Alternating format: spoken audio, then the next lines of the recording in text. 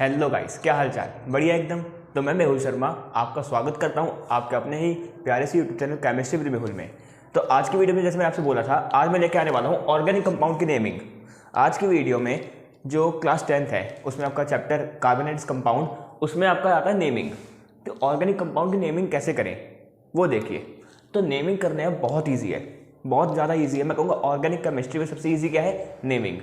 बस नेमिंग करने के ना आपको छोटी छोटी बातें जो ध्यान में रखनी होती हैं, वही छोटी छोटी बातें आपको मैं पहले बताऊंगा आपको।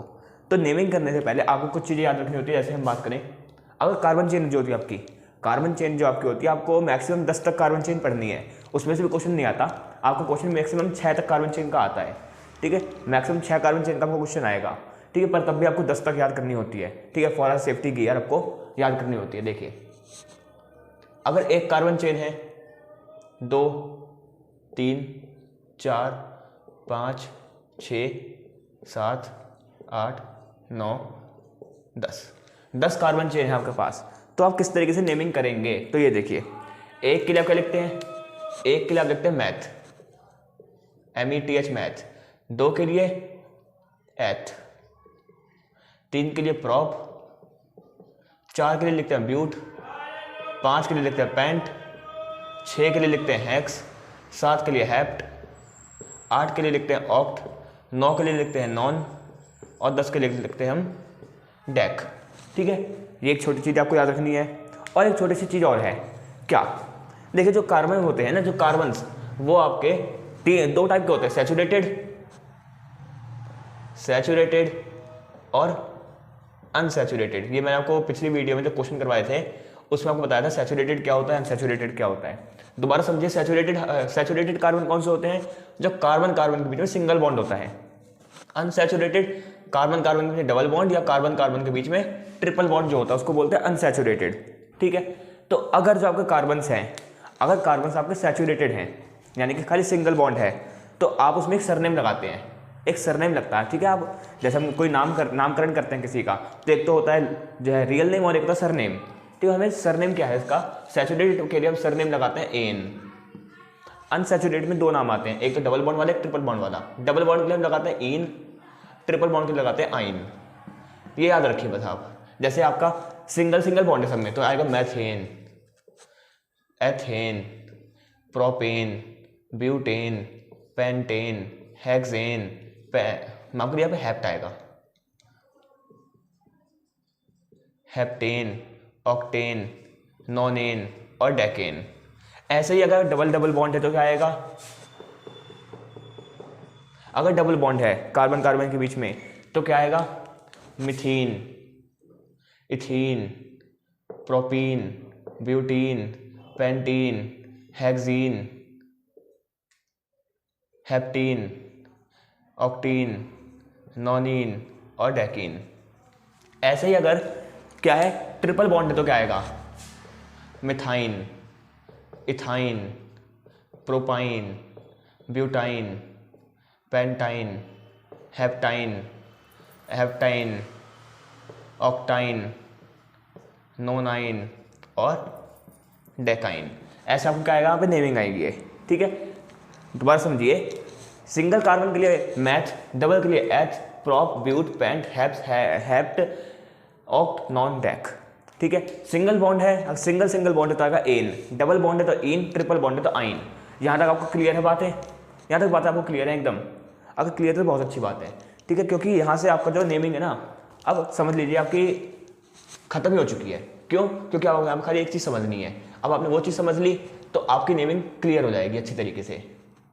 करूँ, हाँ, तो देखिए, इसको आप कहीं पे लिख लीजिए कॉपी के अंदर। ठीक है, यहाँ पे मैं लिख दूँ, एन आता है आपका सिंगल बॉन्ड के लिए, डबल के लिए, ट्रिपल के लिए। ठीक है, अब देखिए, अब यहाँ से मैं बात कर रहा हूँ नेमिंग की। तो जो नेमिंग है, नेमिंग को मैं कहूँगा, आप क्या समझिए? रिलेशन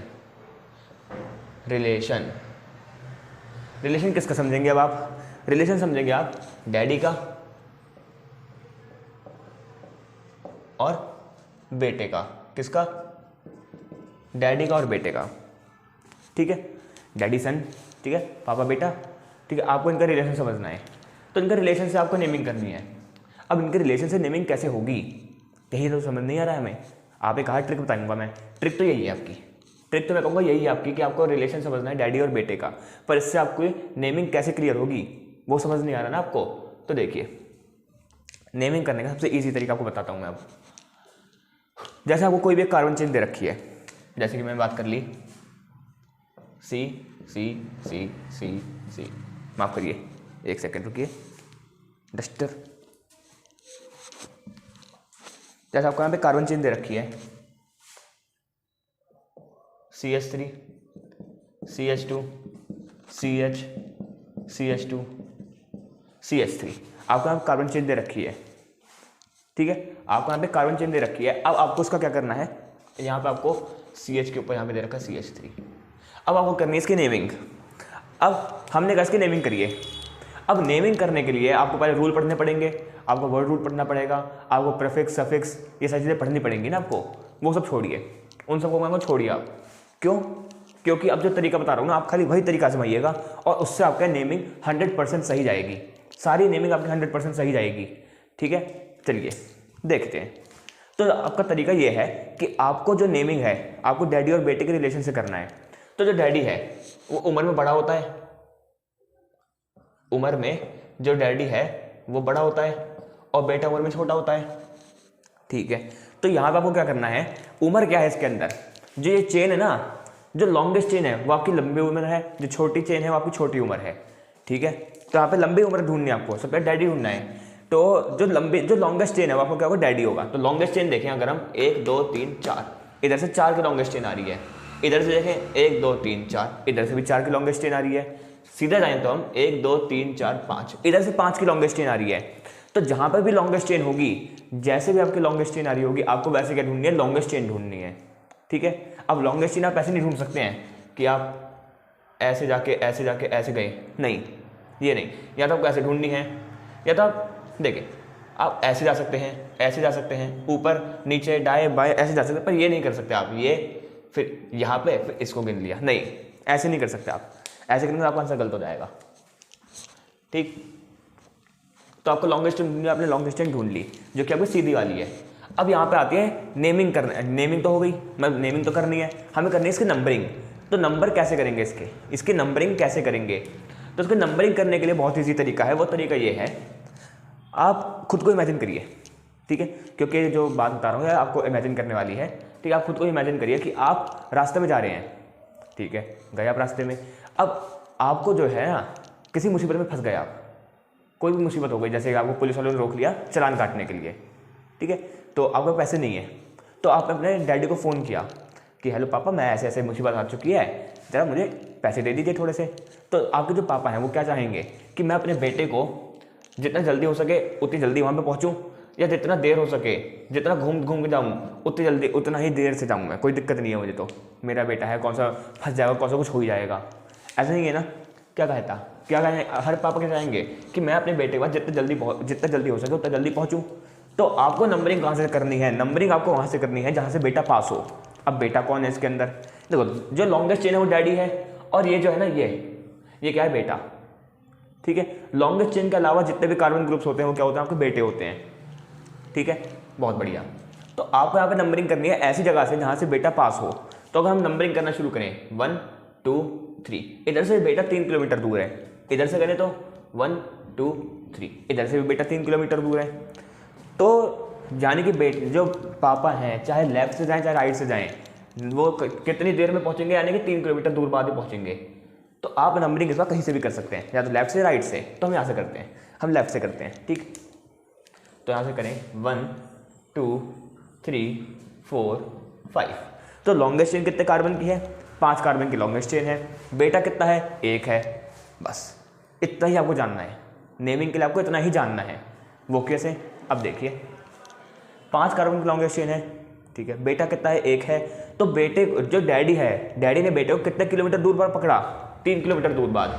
तो अब आप लिखेंगे 3, ठीक है, डैश लगाएंगे। बेटे कितने हैं, अच्छा अब यहाँ पे आएगा कि बेटे का नाम लिखे पहले या डैडी का नाम लिखे पहले, इसके पीछे कन्फ्यूजन रहती है कि पहले बेटे का नाम आएगा पहले डैडी का नाम आएगा। इसकी भी आपको कन्फ्यूजन दूर करता हूँ मैं। आप खुद एक बेटे हैं, ठीक है, तो आपके जो पापा हैं वो क्या चाहते हैं आपके पापा क्या चाहते हैं कि मेरा बेटा कुछ ऐसा काम करे कि मुझसे पहले इस दुनिया में मेरे बेटे का नाम लिया जाए। यही चाहता है हर बाप जो है यही चाहता है। तो ये भी यही है, ये डैडी है, ये भी चाहता है कि मेरा बेटा कुछ ऐसा काम करे कि मुझसे पहले मेरे बेटे का नाम लिया जाए। तो बस सबसे पहले आपको किसका नाम लिखना है, बेटे का, उसके बाद डैडी का। ठीक है, सबसे पहले बेटे का नाम लिखना है, उसके बाद डैडी का नाम लिखना है। तो बेटा कितना है, एक कार्बन के लिए यूज होता है मिथ, एक कार्बन के लिए यूज होता है मैथ।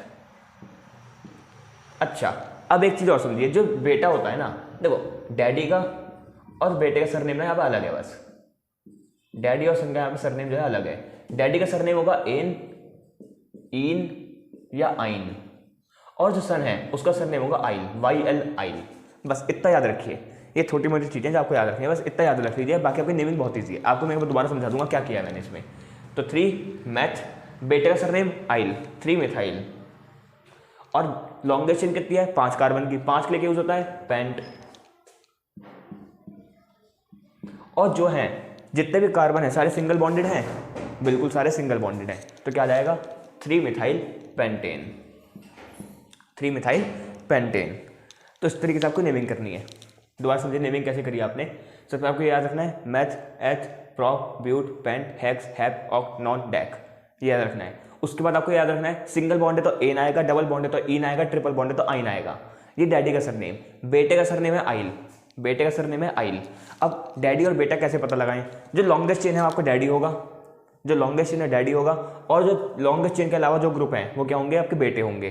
ठीक है, अब नंबरिंग कहाँ से करेंगे, जहाँ से बेटा पास होगा, जहाँ से बेटा पास होगा आपको वहाँ से नंबरिंग करनी है, ये भी याद रहेगा। उसके बाद आपको यहाँ पे सिंपल ये कर देना है। ठीक है, पहले बेटे का नाम लिखा जाएगा, फिर डैडी का नाम लिखा जाएगा।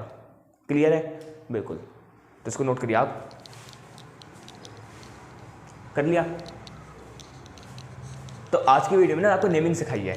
अब अगली वीडियो में क्या करूँगा ना, मैं नेमिंग के बहुत सारे क्वेश्चन लाऊंगा, तो वही क्वेश्चन अब हम करके देखेंगे। तो अगर आपको वीडियो अच्छी लगी है तो वीडियो को लाइक करिएगा, चैनल पर नए हैं चैनल को सब्सक्राइब करिएगा, वीडियो को अपने ज़्यादा से ज़्यादा दोस्तों को शेयर करिएगा। मिलता है आपको अगली वीडियो में, तब तक के लिए गुड बाय।